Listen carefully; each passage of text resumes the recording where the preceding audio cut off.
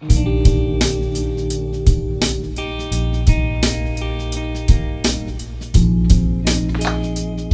think there's a lot that comes to mind when preparing for a new school year. Having the right tool to help get past an overwhelming semester in an easy way is what I personally like to do. One tech item that lots of students look forward to is an iPad. For the most part, we tend to take notes in class or even carry textbooks around on campus, which in my opinion is just too much to do. For the past 2 years, an iPad has replaced most of my notes and textbooks, which has relieved me from heavy load on my shoulders and also helped me save money on expensive school items, whilst keeping my schoolwork organized, especially since it's a tablet on the budget side. Now, there are two options to choose from if you are really big on budgets. One is the 9th gen iPad, which is no longer available in the Apple Store or the Apple website, and the other is the 10th gen iPad, which now has a price drop to $350. I could easily say that any of these two will be fine for students because all I ever used an iPad for is note taking and textbooks for school. But it's important to highlight which one is the best bang for your buck. So if you're a student looking for the right iPad to help you get through college, here are the reasons why one of these iPads might be the best fit for you. Sunsets in summer now, she's dancing on my mind.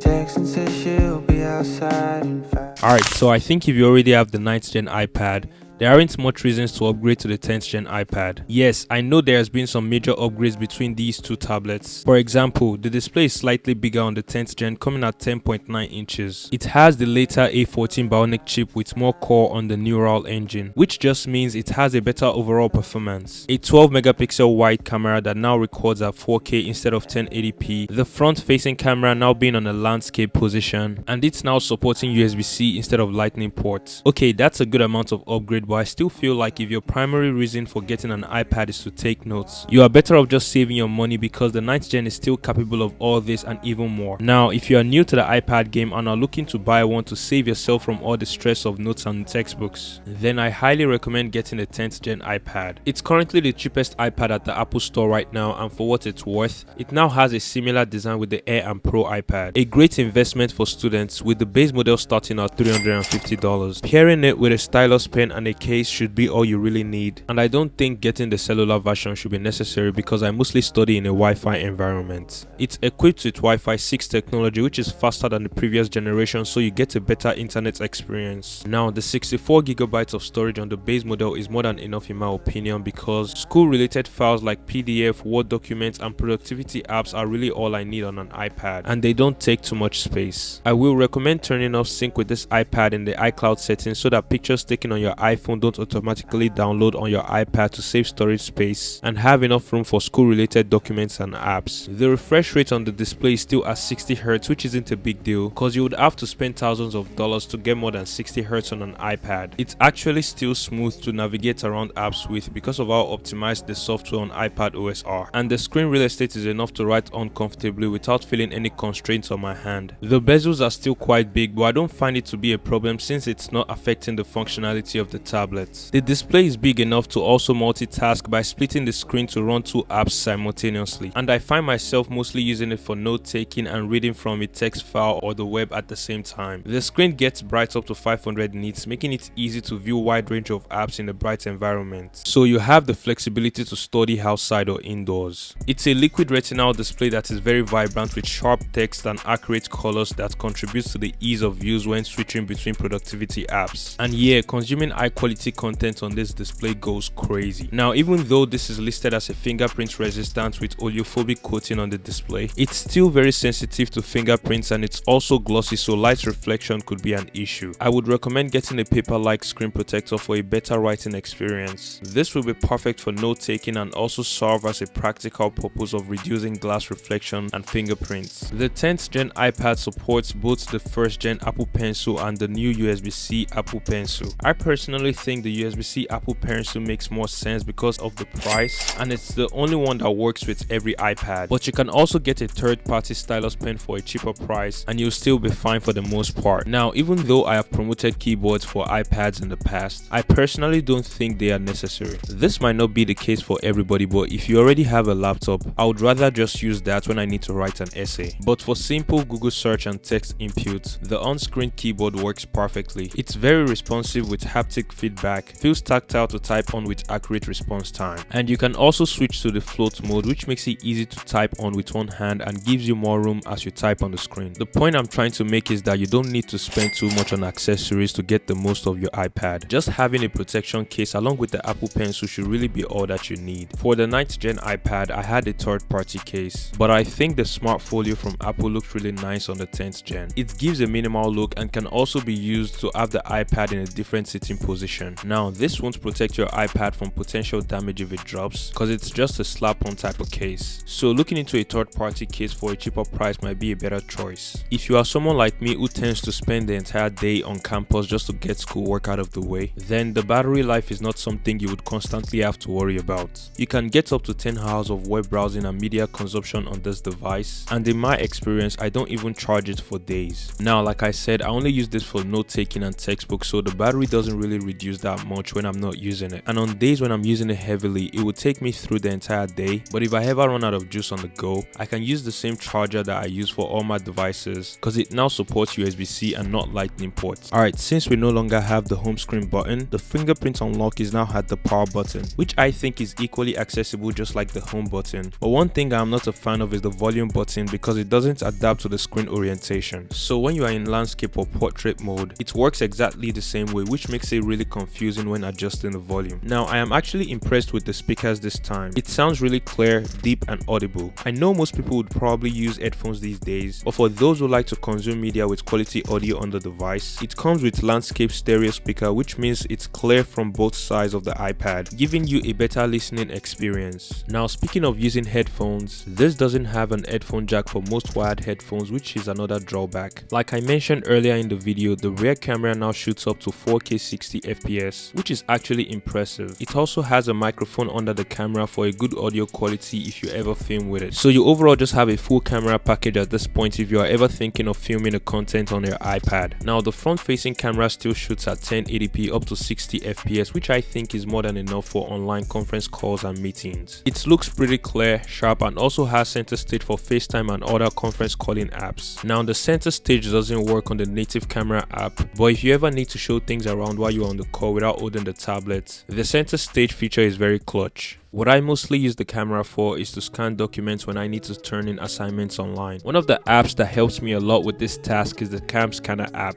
Even though most things are now done electronically, some professors still prefer to hand out documents for homework in the old-fashioned way. The Cam Scanner app has saved me a lot whenever I need to turn in those last-minute assignments at 11:59. It basically just turns photo of handwritten notes into clear PDF within seconds. Perfect for those last-minute submissions, so it's definitely a must-have app. My go-to for note-taking is the Good Notes app, and this is an app that's common among students who use tablets because of its amazing note-taking features. You can effortlessly jot down handwritten notes, draw diagrams, and even annotate PDFs all in one app. It's filled with useful features like highlighter, shape drawing, adding screenshots of pictures from your textbook to your notes, and even more. It even has a search feature to instantly find a specific note from your past semesters. This has helped me a lot when I need to review an old topic from previous semesters that are related to what I'm currently studying.